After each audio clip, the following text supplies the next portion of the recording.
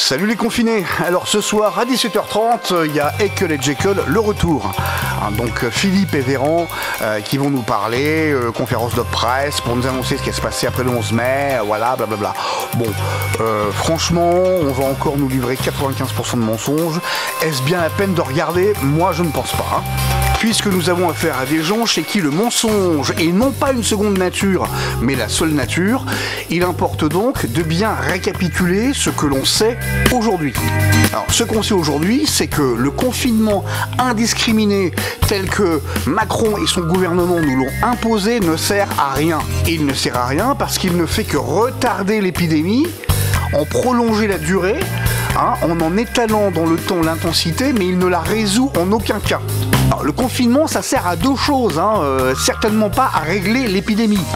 Le confinement, ça sert effectivement à permettre d'ajuster le nombre de malades nécessitant des soins avec la capacité de traitement du système de santé afin qu'il n'explose pas. Ça n'a pas été fait en France et ce n'est pas le cas en France. Et le confinement sert également à gagner du temps afin de préparer les stocks et le système qui permettra de prendre en charge et de traiter l'épidémie sans mettre à l'arrêt le pays, ce qui n'est pas non plus le cas en France. Quand on a imposé un confinement indiscriminé, c'est-à-dire un confinement concernant tout le monde, le seul moyen d'en sortir, c'est un contrôle indiscriminé, c'est-à-dire de tester tout le monde. Alors, de quel test parle-t-on? Le premier test est le test de dépistage, c'est le fameux test CRP, donc de réaction en chaîne par polymérase, qui permet de déterminer si vous êtes malade du Covid-19 ou pas, c'est-à-dire que si le virus est actuellement présent chez vous et quelle est la charge virale. Alors ce test, on sait le réaliser depuis la fin décembre, puisque c'est la date à laquelle on a obtenu le code génétique de ce virus. Aujourd'hui, à l'heure à laquelle je vous parle, les personnes présentant des symptômes du Covid-19 en France ne sont toujours pas systématiquement testées et le 11 mai, elles ne le seront pas. Le deuxième type de test, ce sont des tests de sérologie, dits tests ELISA, qui visent à déterminer si vous avez développé des anticorps au coronavirus. Alors ces tests sérologiques sont très intéressants pour toute une série de raisons. Tout d'abord, on peut les faire en masse et ils sont très peu coûteux.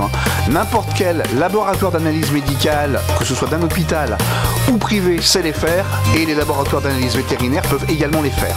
Bon, le deuxième intérêt, c'est que ces tests vont permettre de connaître le niveau d'immunité de la population française, mais également, je dirais même surtout, la répartition de cette immunité sur le territoire, puisque les épidémies, c'est toujours par foyer. Et généralement, il y a une corrélation très forte entre la densité de population et le niveau d'une épidémie. Le troisième intérêt de ces tests de sérologie, c'est de pouvoir détecter les porteurs sains. Si votre test de sérologie revient positif, ça peut vouloir dire deux choses différentes. La première, c'est que vous avez été infecté par le coronavirus et que vous avez développé une immunité qui vous a permis d'éradiquer le virus de votre système. La deuxième, c'est que vous avez été infecté par le coronavirus, que vous l'avez toujours, vous êtes toujours malade, mais vous n'avez aucun symptôme, ce qui fait de vous un porteur sain qui doit être confiné. Maintenant, pour savoir dans lequel de ces deux cas vous êtes, il faut faire le test CPR après le test de sérologie. Parce que le seul moyen de le savoir, c'est de déterminer votre charge virale. Or, le problème aujourd'hui, c'est qu'on n'a pas suffisamment de kits de prélèvement ni de réactifs pour tester tout le monde. Aujourd'hui, on n'est pas capable de faire passer des tests de sérologie à tous les Français, alors que ce sont des tests, encore une fois, simples. Et on n'est pas non plus capable de faire passer les tests de dépistage à ceux dont le test de sérologie revient positif.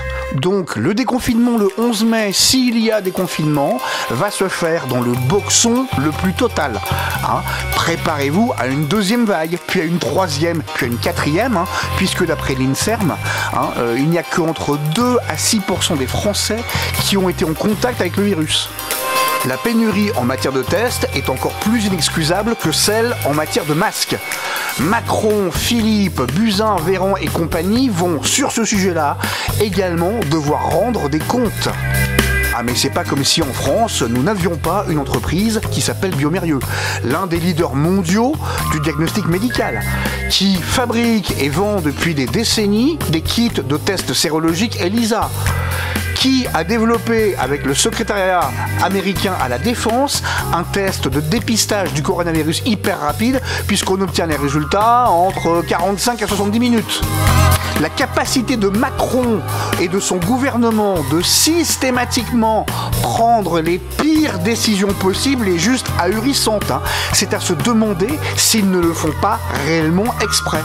Macron, Philippe, Véran et les autres, non seulement en plusieurs mois, ont été parfaitement incapables de mettre la main sur un nombre de masques FFP1 et FFP2 nécessaires pour ne serait-ce que pour les soignants, mais en plus ils n'ont pas été capables de faire constituer les réserves de tests, donc essentiellement de kits de prélèvement et de réactifs, donc d'enzymes essentiellement, pour pouvoir commencer à tester le jour où on commence à déconfiner de manière massive la population française sur une période qui ne devra pas excéder un mois. Tous les professionnels de santé à qui j'ai parlé, et ça va du professeur de médecine à l'aide-soignante, donc un bon panel, tous sont unanimes. Ils s'attendent tous à une seconde vague et ils me disent tous que si la seconde vague est l'équivalente de la première, notre hôpital public, le système de santé va craquer.